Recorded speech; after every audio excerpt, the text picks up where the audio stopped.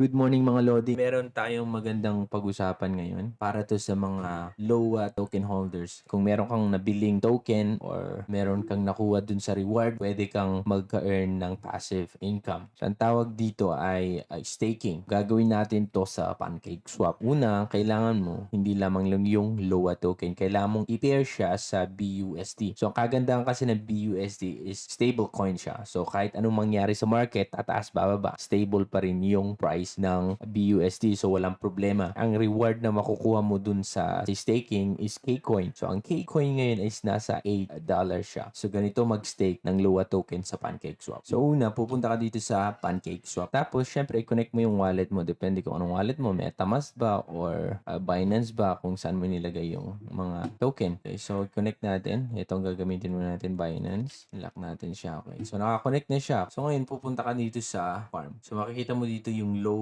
saka BUSD. So, ang APR niya is bumaba na. Pero mataas pa rin yan. Ngayon, ang gagawin natin is pagsamahin muna natin yung LOA token natin saka BUSD natin. So, click mo lang dito. Di ba? Nakita mo, click mo lang yung arrow. Punta ka dito sa Get LOA BUSD LP. So, make sure na meron kayong LOA. Meron ata ako konti dito. Meron yan, di ba? So, LOA. Import. Ayan, meron akong 300. Tapos BUSD na 35. Pag pagsamahin natin yan, insufficient BUSD. So, ang gagawin lang natin, mga baka 250. Kaya ba? Ayun, kaya niya. So, ito, 250 na LOA kasi hindi yung BUSD ko lang nasa $35 lang. So, ito, enable mo na siya. Yun ang gagawin natin, okay? Enable.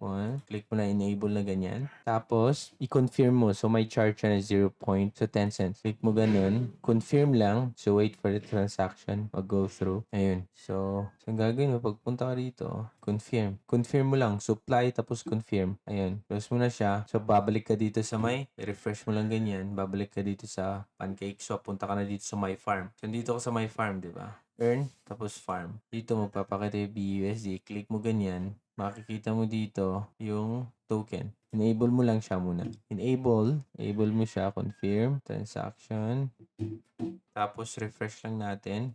Stake LP. Nakita mo meron tayong pinagsamang LOA sa BUSD na 79.74. So, i-max mo lang. Okay? Confirm mo lang. Confirm. So, ganun. Ayun, naka-stake na siya. So, makikita mo dito yung mga na-earn mong cake. Okay? Pwede mo siyang i-harvest. Ganun. So, ganun lang ang mag-stake ng LOA token. Kung gusto nyo i-stake yung mga hinohold yung mga LOA token, kung meron pa kayong na-receive na rewards, pwede nyo silang i-stake dito para habang inaantay nyo yung game, makapag-earn kayo ng reward. Pwede nyo i-unstake nyo lang siya. Kung gusto nyo ibenta lang yung LOA token yung pag umangat na, pwede nyo i-unstake. So, ganun lang kung gusto nyo magkaroon ng passive income. No, kung meron kayong mga LOA token na mas marami pa dyan, mas madami, mas maganda. So, ganun lang ang pag-stake sa PancakeSwap.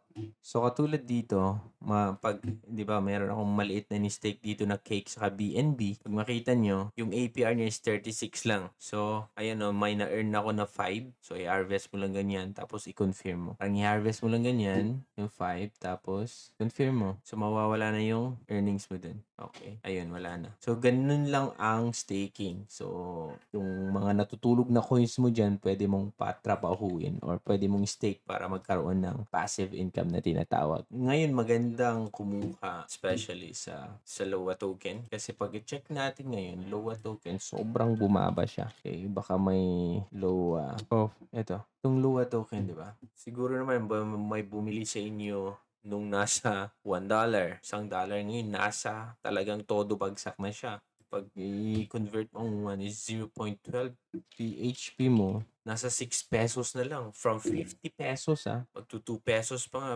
bumaba hanggang 6 pesos. So, ngayon ang magandang parang bumili habang inaantay yung game. Kasi alam ko, itong game na to, maganda din siya. Okay, pag i-check natin yung website. Pag ang game na to, ang bagsak ay parang MOBA games na katulad ng Mobile Legends. Ganun yung graphics. Yung smoothness ng paglalaro sa Android or sa mga phone. Pag maganda, sigurado itong game na to, tataas to, mapapump to, okay?